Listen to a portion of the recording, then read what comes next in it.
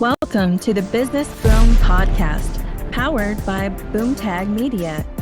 Each week, we are sitting down with growth-obsessed, dynamic entrepreneurs, marketing experts, and business owners who have cracked the code to explosive growth. I'm your host, Kendra Noel.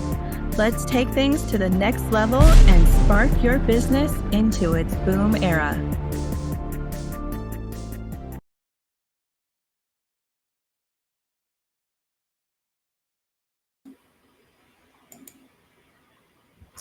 Okay, I'm back for another episode of the Business Boom Podcast. This is episode 11, and today I have Americo Da Costa joining as the guest. Hey, Americo. Hello, how are you?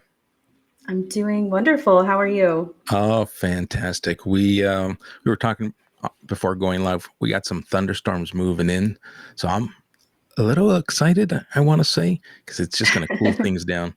We're just not used to the 100+ temperatures here in Toronto.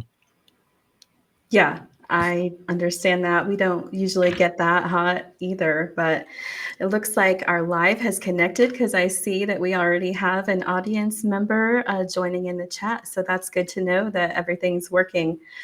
So I'm excited to just dive into the conversation with you today. We have a lot to talk about. Oh, we do? We do. I hope you're prepared for it. Bring it on. I've for anyone who's followed me and ask the question. So, how long do you go on? Sometimes, hey, most times when I'm hosting, I schedule our events for an hour. But I've been on events where we talk for 2-3 hours. So Wow. if you want to talk, I can talk. Well, it's good to have a yapper on stage for sure. I just want to give you the opportunity to go ahead and introduce yourself before we get started. Why, thank you. My name's Americo Da Costa. I am the founder of Journey Logic. And I'm here to help people be seen, be heard, and be remembered. That is my mantra.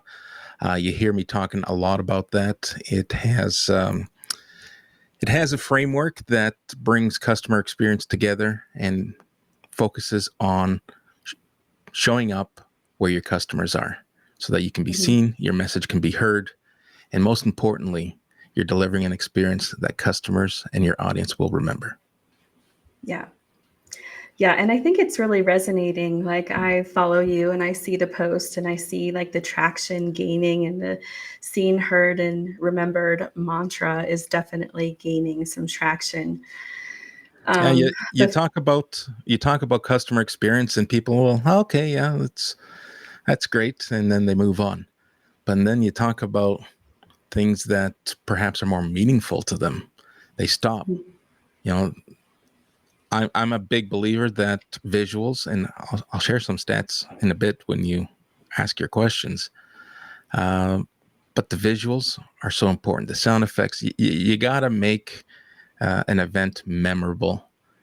And if your material is dry, which some has the tendency of being dry, that's just what it is. Listen, I worked in insurance for a good number of years. I'm almost afraid to tell you how many years.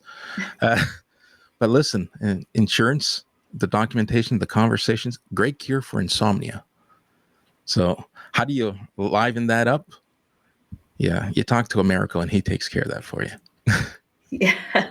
Yeah. And I think I made a comment on one of those posts recently and say, well, I think that's what people are looking for. They have a desire to be seen, for one, because so many times they're maybe showing up on social media still feeling unseen, and That's that their right. message would be heard. And then, of course, who doesn't want to be remembered or make their mark on something? Well, let's pick up on that for a moment, and I'll share the first stat. Oh, perfect. So, and I learned this recently, and it just ties in so nicely with the message that I'm trying to get in front of my community. When it comes to written content, and listen, I thought I was good at it, and turns out that I wasn't.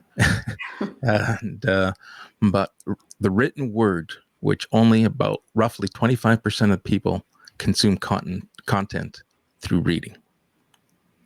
That information that they're reading is retained 10% of the time if you ask them 3 days later, hey, what did Americo write earlier this week?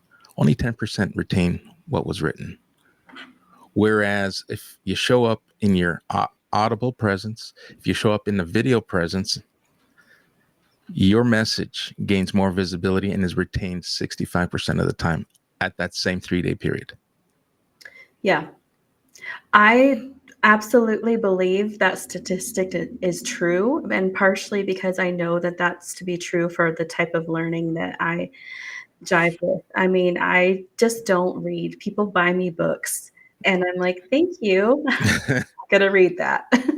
I try to read, and it just does not go well for me. I have a friend who is an author, and he was on an episode of the podcast, and he was talking about his book launch and everything. And then when the book actually launched, he says, "So Kendra, when are you going to buy your copy of the book?" And I'm like, "Well, I'm really excited for you.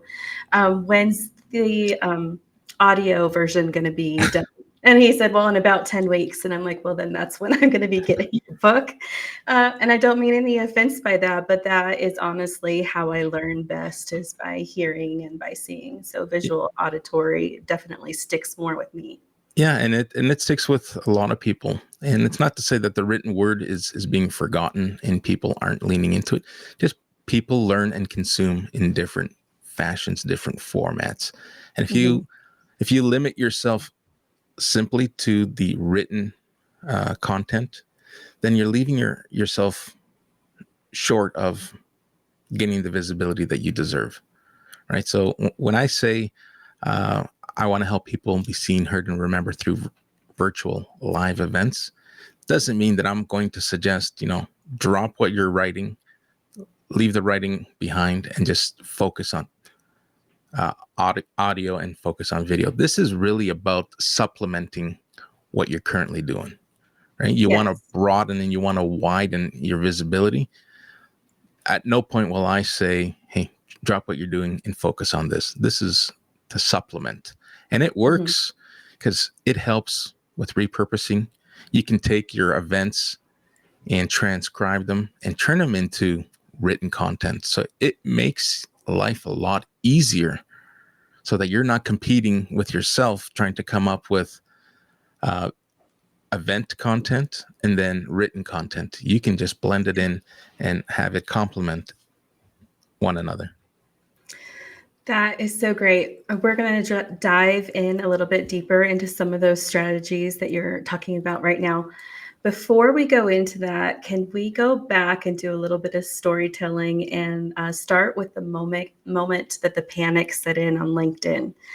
Because I want to dive a little bit into what led you to helping clients with stages and this new kind of presence that we're talking about. So just from your memory, let's talk a little bit about what that was like. I see people in the comments. I know they're going to remember this like it was yesterday. So at the end of 2024, LinkedIn made an executive decision to pull the plug on what many of us found to be a very favorable solution, the audio rooms. Now, those audio rooms brought a lot of people to the conversation. It had a Clubhouse vibe without having to leave the platform. And December of 2024, LinkedIn made a decision. It's like, well, we're no longer going to support this. This is no longer viable. We're pulling the plug. And people were in panic. Where do we go? What are we going to do? The alternative is live events, but I'm not ready to go live. I don't know that my audience will show up. And listen, I just lean into that. I take my cross-functional experience from my corporate life, and change management is a necessary part of life. Things are going to happen. Things are going to happen constantly, and you just need to adapt and adopt and go with the changes. Stop digging your heels and focusing on, well, it was better. It was great. I want it back. Listen, it's not coming back. Just like my hair, it's not coming back. Right?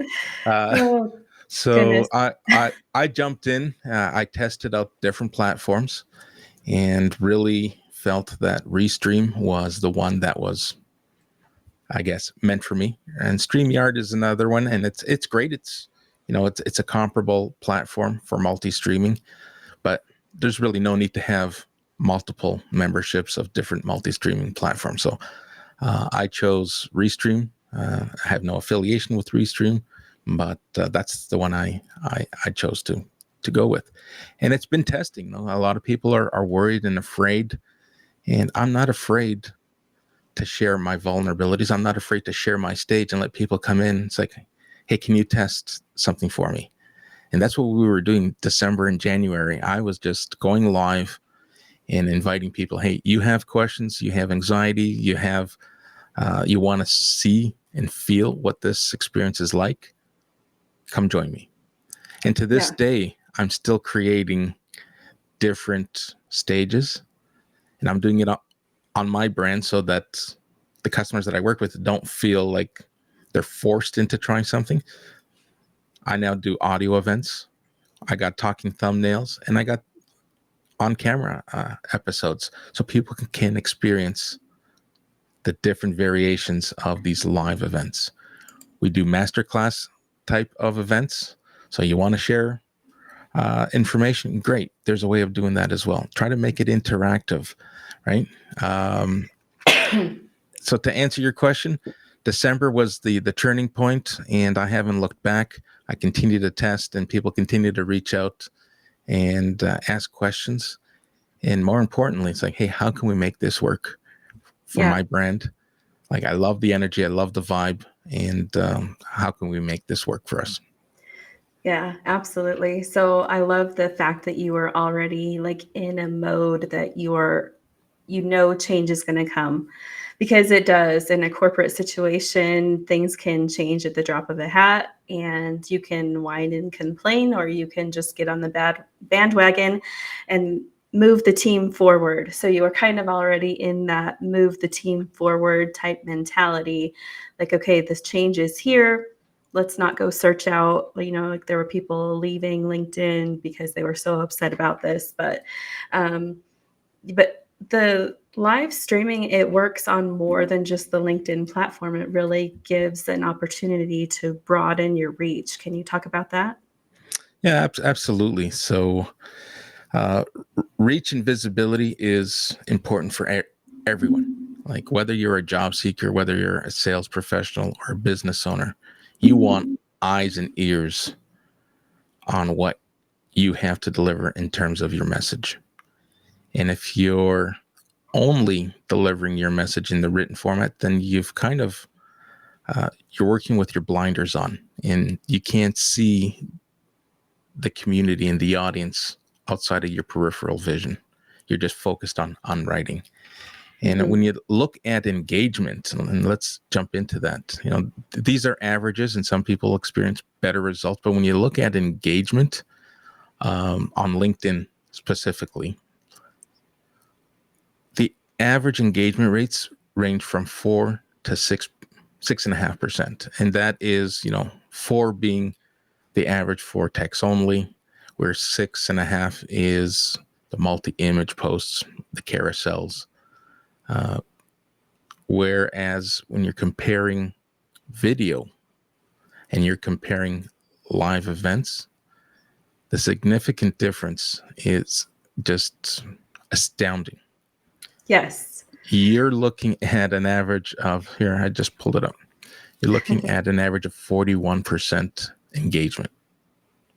Now, that 41% does require some work, right? If you just did a pop-up show, if I decided not scheduling, I'm just going to go live as an impromptu decision, yeah, you're probably not going to get that engagement because you haven't really created that awareness and given people consideration to schedule the time on their calendars to show up. But when you do it right and you give it a long enough tail, you're going to see tremendous improvement in your engagement and that wider visibility. Right. We have this comment I'd just like to highlight real quick from our friend Leah. She says, Meryl, I missed the audio only events too, but I am enjoying the new opportunities that have opened up for me professionally. And Leah, I totally agree with this. Having to make the pivot was a little bit hard at first, but honestly, this podcast started kind of from that moment of panic. Like I had been thinking about it for a long time. The audio events, I had tried recording them, it didn't work. And so, our hands got pushed a little bit and like tied, well, now this is your only option. Turned out to be the best thing for me, really. But so you had to pivot as well, and then you saw this need arising of people needing help with the events. And they say that in entrepreneurship, a lot of it is about seeing a gap in the marketplace and stepping in to fill that gap. So let's talk more about how you're doing that and some of the solutions you're offering. Yeah. So I don't want to turn it into a sales pitch, but thanks for opening the question. I'm happy to talk about it, because I'm that social seller. I will talk about the value. I will talk about the message, and less about my offer. And that's the beauty of virtual events. When you do it with intention, never go in with the idea that your live event is going to be an infomercial, because that's you're going to lose your audience, right? So I'm answering your question as I go along here. Approach your audio event or your video event or your podcast from a social selling lens. You're here to educate, you're here to bring value. And the minute that your audience aligns with the value that you're bringing, those emails will start to come up. The questions, the DMs, hey, can we talk? I'd like to learn more, will happen. If you, just like with anything else, if you try too hard, you're going to fail, right? And you're going to fall on your face, and you're going to learn, and then you're going to get yourself back up and try something else. Where others, I've also seen, they give it a try, and they get so consumed on no one showing up that they give it up. They do it 2-3 times and they give it up. Or they do it a handful of times. It's like, wow, this is a lot of work. I'm really not sure that I'm seeing the ROI from these events. And there's an ROI formula, which I can share, but I know this is going to the podcast streaming platform, so there's really no point in talking about it. But if you were to follow me and reach out, I would love to share what that formula is. And don't expect instant gratification, instant results. This is a long game. You're going into the virtual space and virtual events with the understanding that the magic happens at the replay, right? And that is the key to the strategy. People will show up, and today's show is being recorded and will be rebroadcast and will be available for replay. But that's the magic. If you consider live television and live radio, people get in their car, they drive to work, or they drive wherever it is, they turn on the radio, or they start their morning routine with the breakfast television program. They stay for as long as they're able to. They join when they're able to, and then they leave. So we could be talking for an hour in this episode. The average listening is 8 minutes. But what I'm seeing time and time again, when our message aligns, people come back. And I see unique listens when compared to total listening, it's 3-1. So people come in, hey, they liked what they heard, maybe not the best time. They got to step out of the car, or they got to go drop their kids off at a soccer game, and they come back and they're going to listen to another 8 to 10 minutes. So they consume it in bite-sized pieces. But when you compare an 8-minute consumption of this type of format, of this content, compared to the 6-second attention span when people are doom scrolling, you're further ahead. Like, don't be upset at yourself at only getting 8 to 10 minutes when everyone else is getting 6 seconds. Right?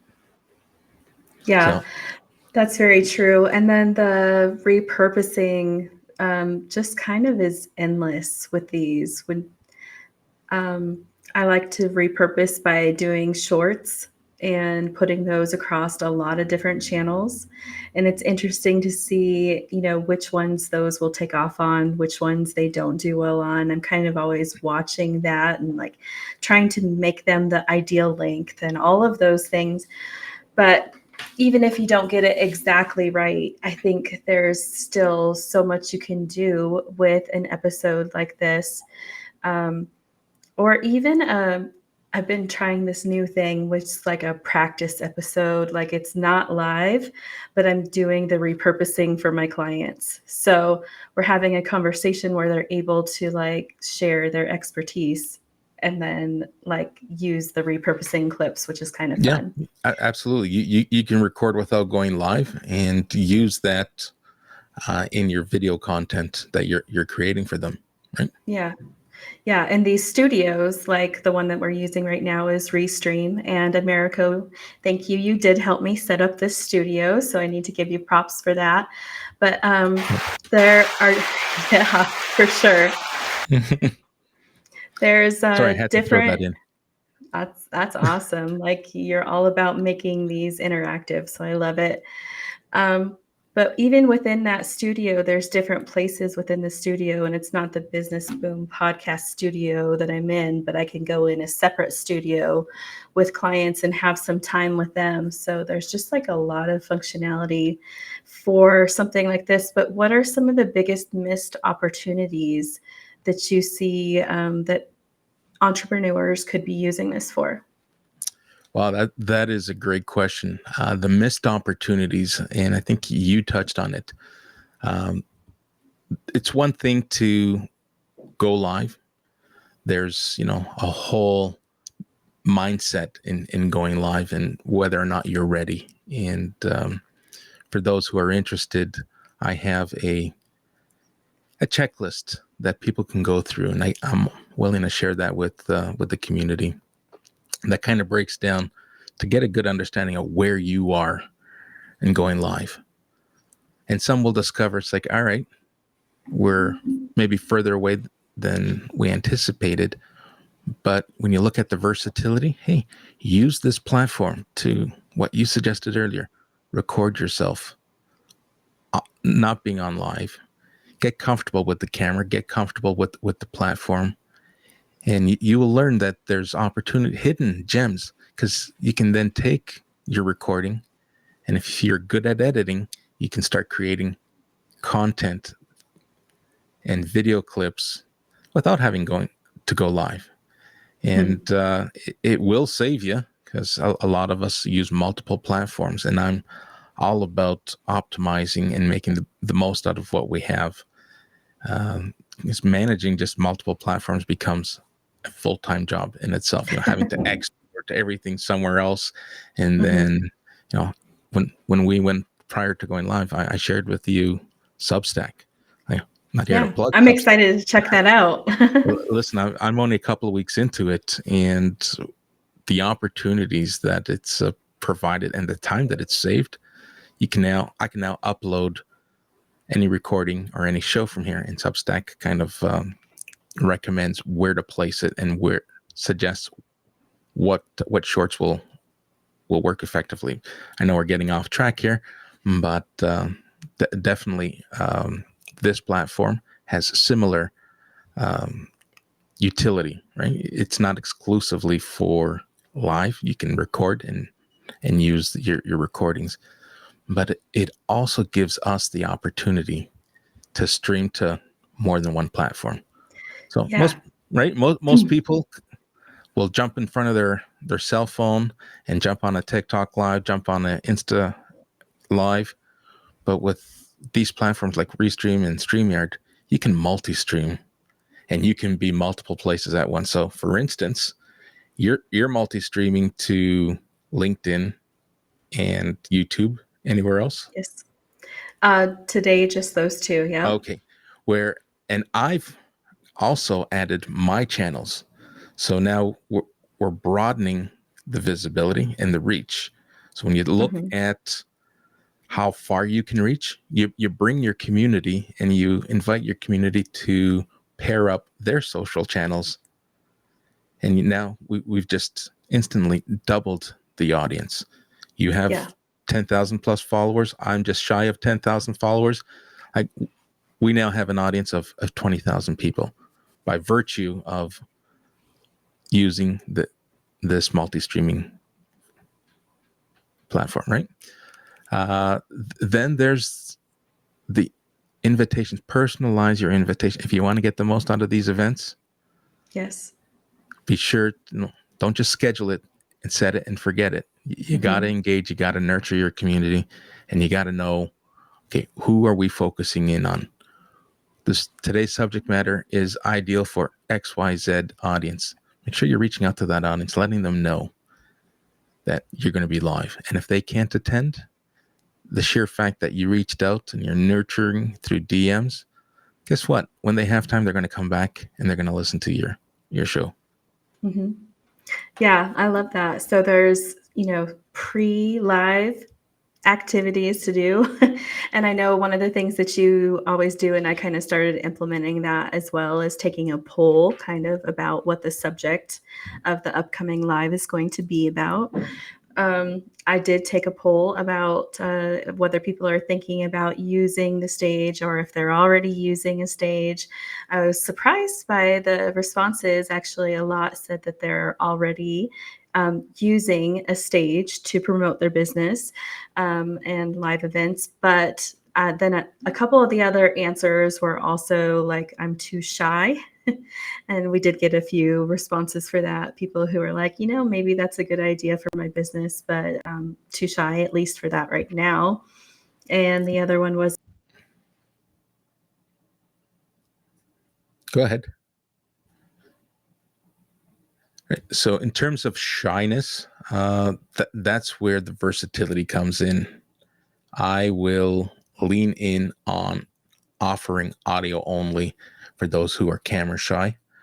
And it is just as effective because our voice carries and has authority on its own. So those camera shy who responded to your poll saying, hey, I'm great idea, but I'm not ready. I'm a little shy to get in front of the camera.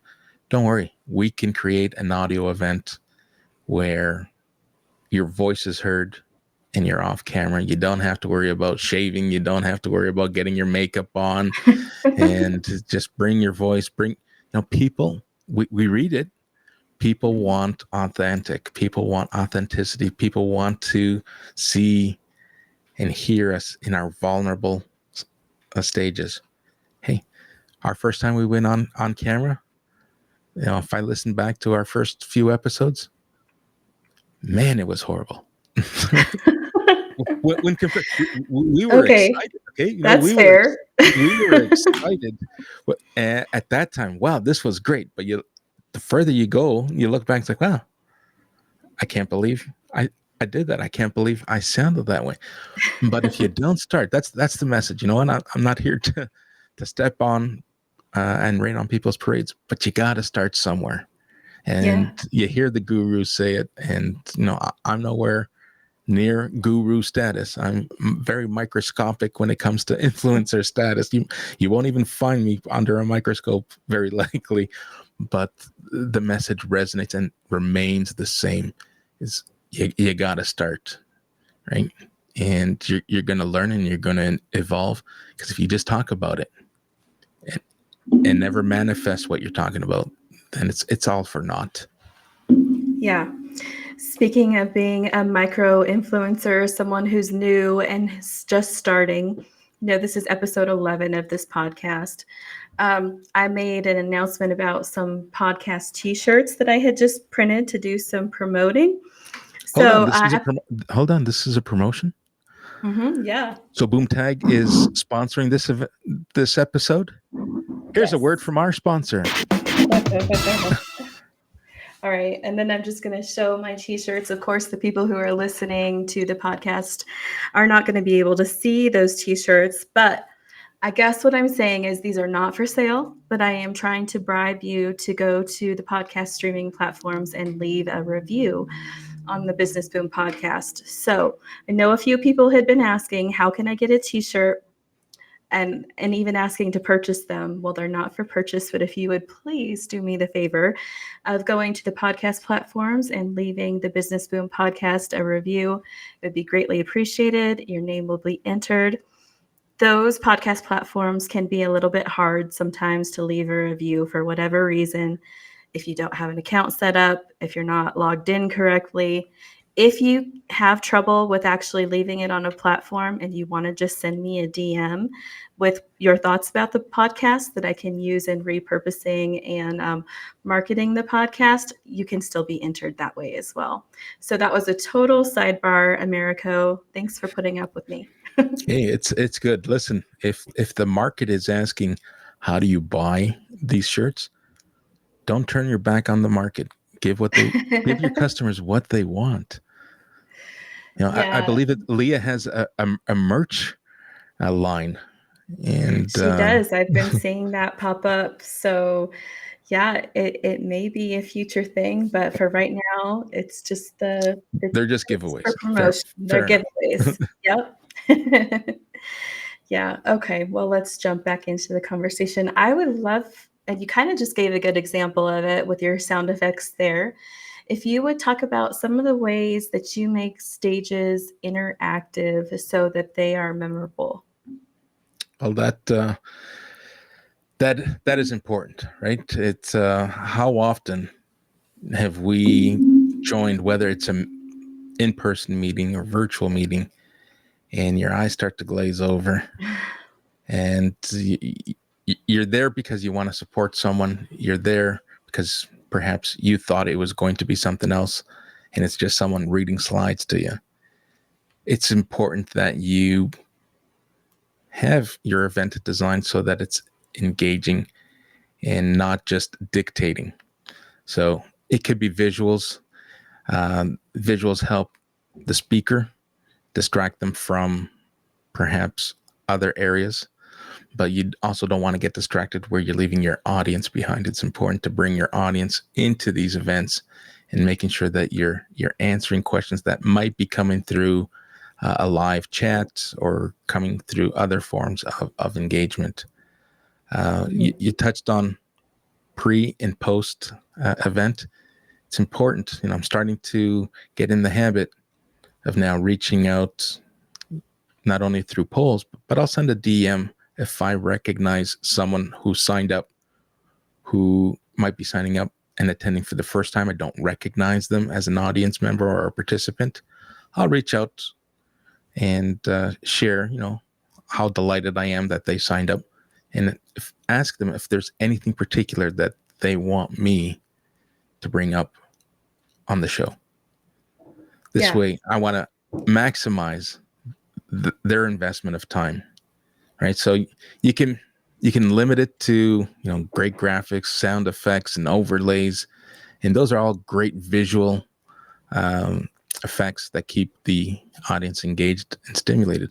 But you also want to keep that human element, and that's that customer experience, a part of me that wants to delight the audience to the best of my ability, making sure that throughout their event journey that they had their answers to the questions that they had in mind.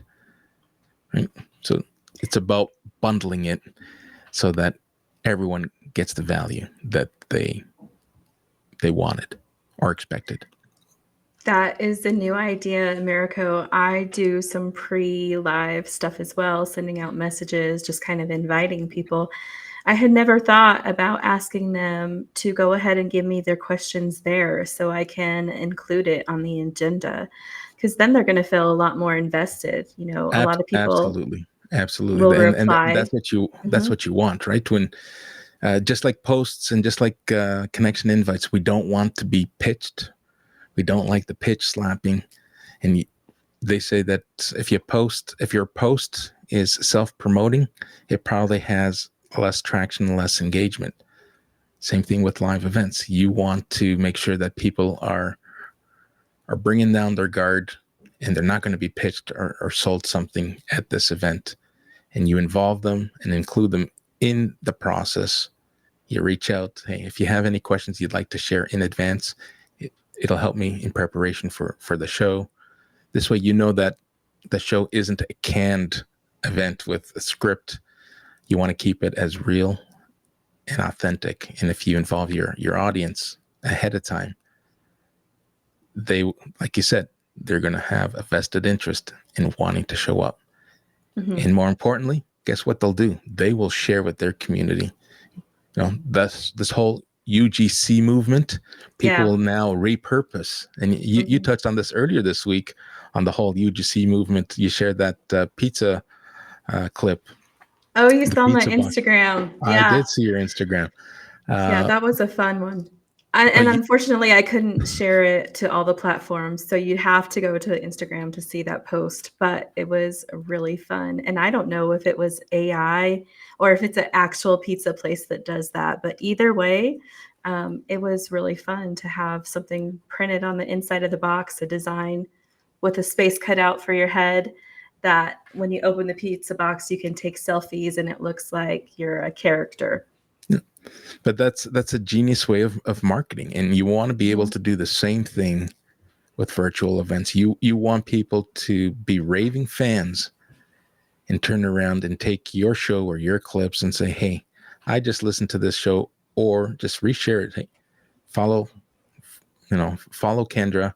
She's got this amazing Business Boom podcast. You're gonna want to listen.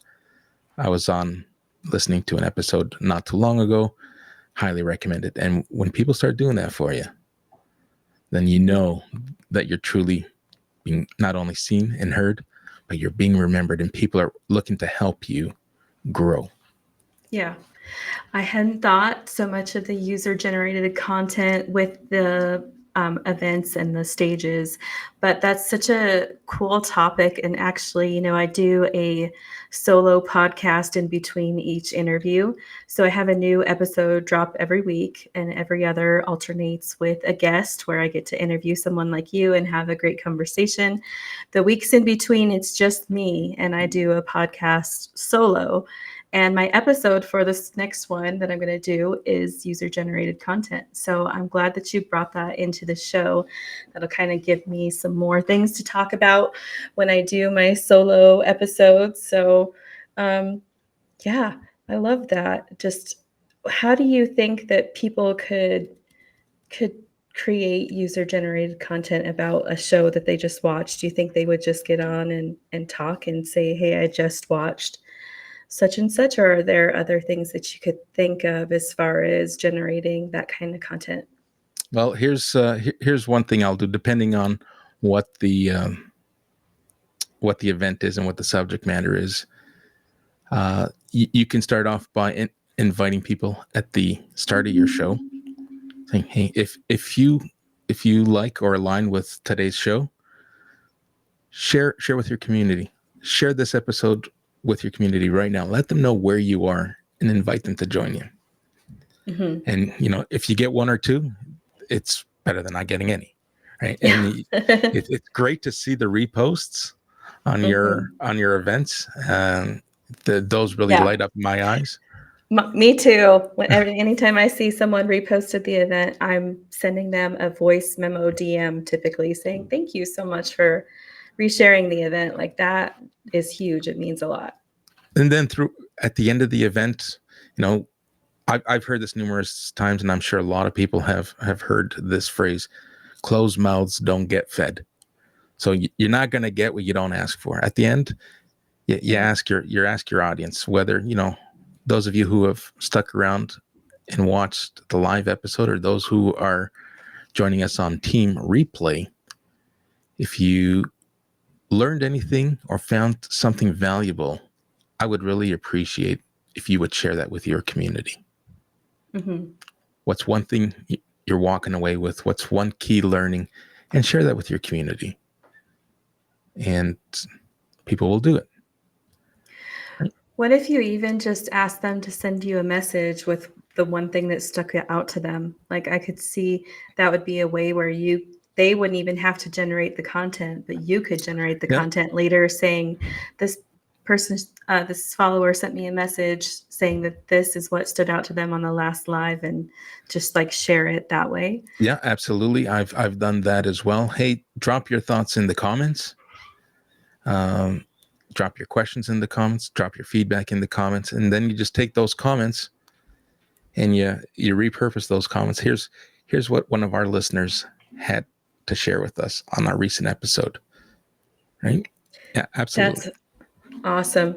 Okay, since we're talking about the comments, I just want to give that opportunity for people to put their questions for you in the comments. So if you have any specific questions about live events for Americo, please, like right now would be a great time to drop those in the comments so that we're able to go over those before we wrap up the show. So we have this one right now from Leah that she said, great event, lots of golden nuggets. And I think that that is very true. Thank you, Leah, for that.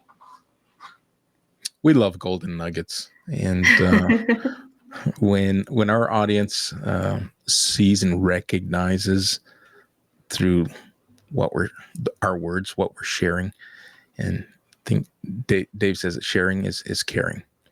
And I learned that just like many of us learn. Philanthropy, give information that will help people, and people will return. Like we talk about karma.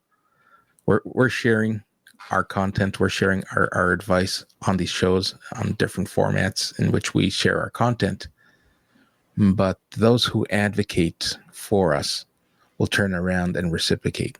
Like you have to meet America. Let me introduce you to Kendra.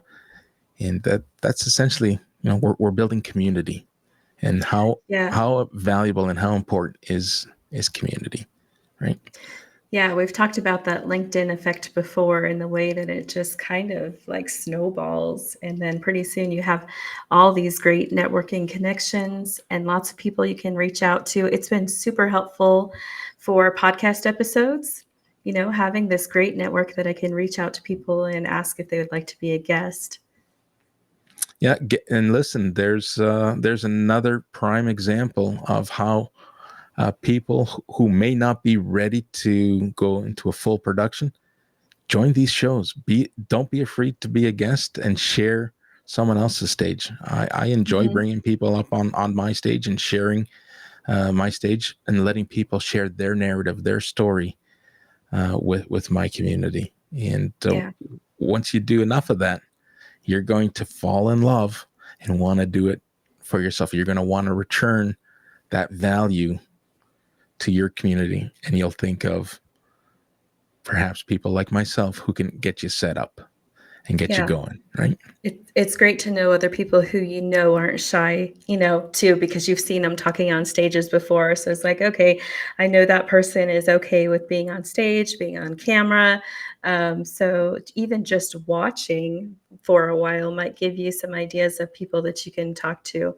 I see a couple questions rolling in, Americo. So let's start with one of these and we'll move on. See if any others come in as well. But David is asking for a way to evaluate feedback. Now, I'm guessing with your experience with customer experience that you are going to have lots of input on how to evaluate feedback. Well, that is a great question, Dave. Collecting feedback can happen in a variety of ways. If you visit some of my latest episodes, I've been testing third-party platforms that integrate with events where we can collect real live feedback, polls, questions, and get a real good understanding of your audience and the sentiment of the audience. There's also the whole traditional, you think of surveys, there's that whole traditional survey opportunity. I've tried that, and no different than in real business, very low participation rate. Once people leave, they're not as inclined to share feedback on the event. They're more likely to do it in comments, likely to engage in real time. So I tested that. It didn't work, but I'm finding that doing it in real time through these engagement tools works. In fact, I'm trying to bring one of the platform that I'm testing onto one of my shows so that they can share their solutions and the value that they bring to live events. So once I'd land that interview, stay tuned and join me for those details.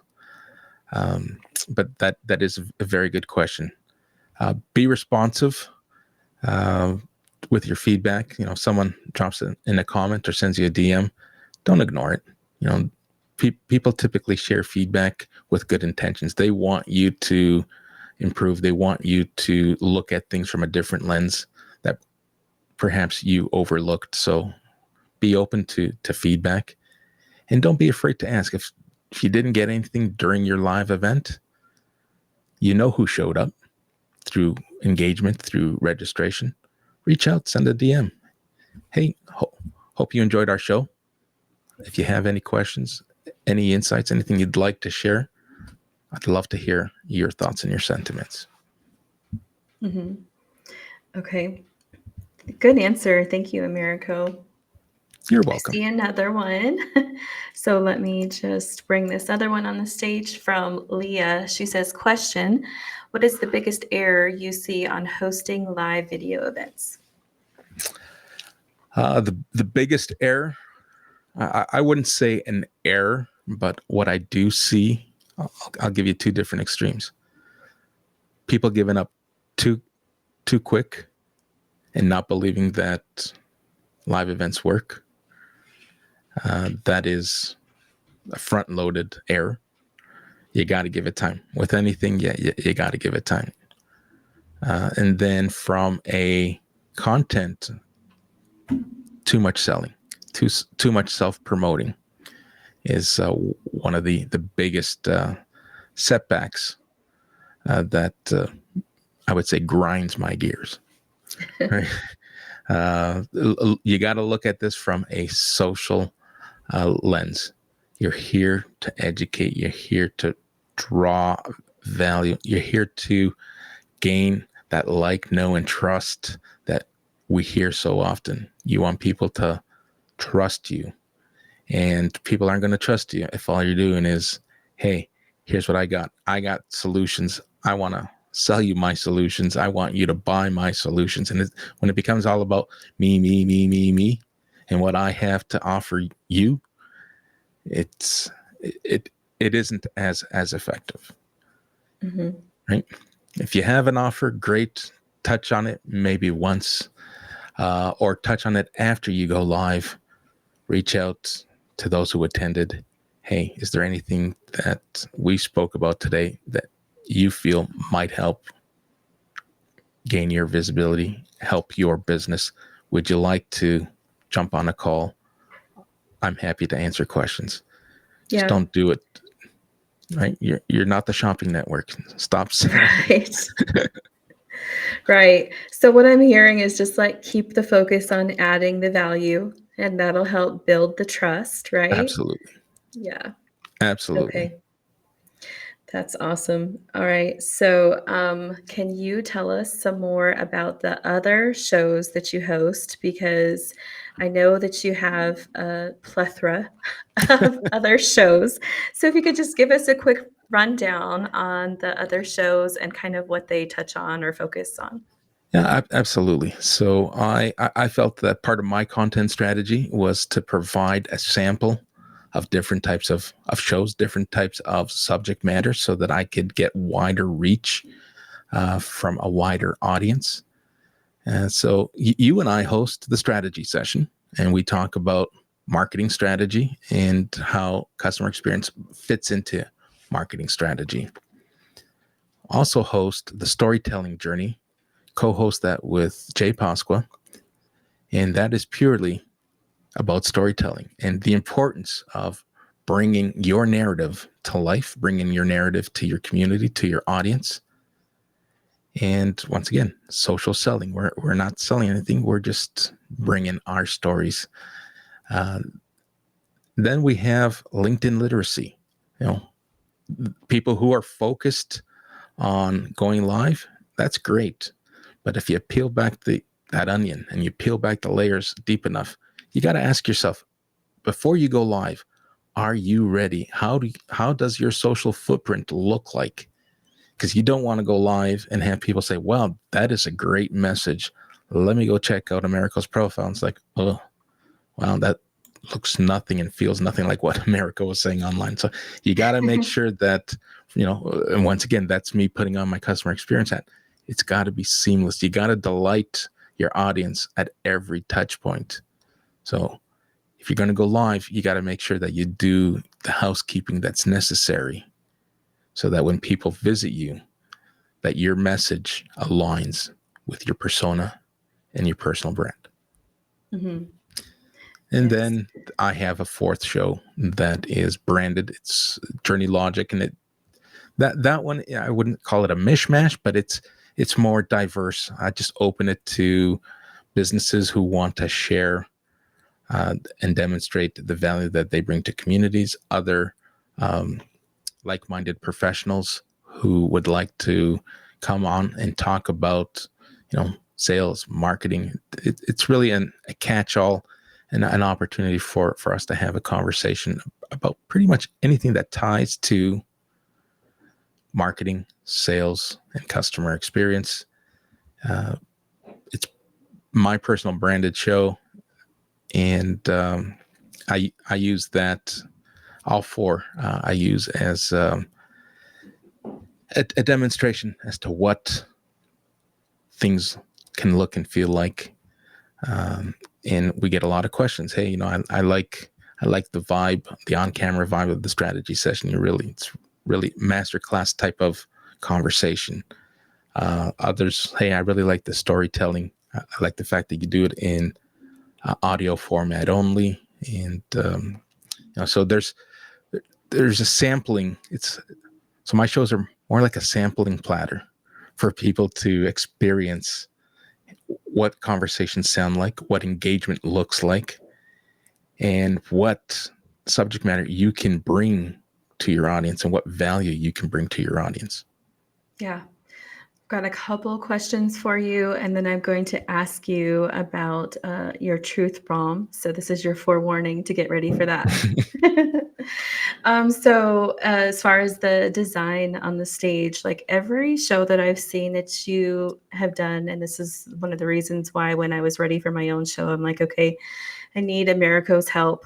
The introduction and like the stage and like they're just very vibrant and they're fun and interactive, and I don't see that on all the shows. Can you talk a little bit about like the inspiration and how you go about creating those?